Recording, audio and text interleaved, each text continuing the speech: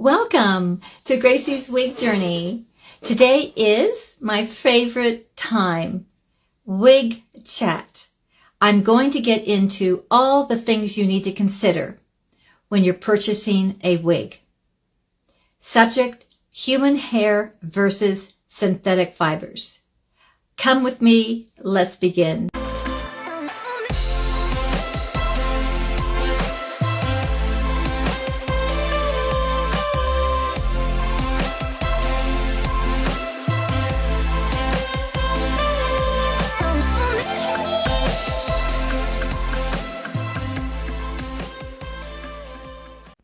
What will it be?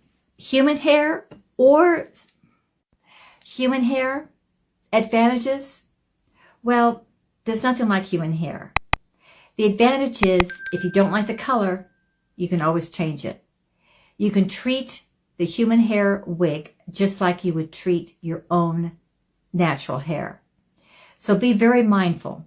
But I would still purchase the shampoo from the wig companies that sell you the human hair, to actually use their shampoo, because they tend to have less extra chemicals that are added, and you want to preserve your human hair for as long as possible. And your wig you should get a couple of years wear out of a human hair wig compared to a synthetic, which is a lot shorter. So you can change the color, and you basically can style it any way you want. Human hair, you can use your curling iron, it's just like your own hair.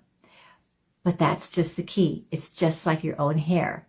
So just be aware that however your own hair behaves in outdoors, in the rain, in humidity, in heat, your own, the real hair wig will perform the same.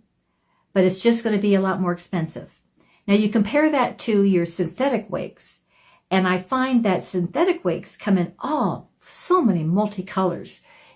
It's just so much fun. And they also come with with dark roots. They come with lace fronts, a monofilament top. The construction now makes it so easy that it looks like your own natural fibers are growing out of your scalp area.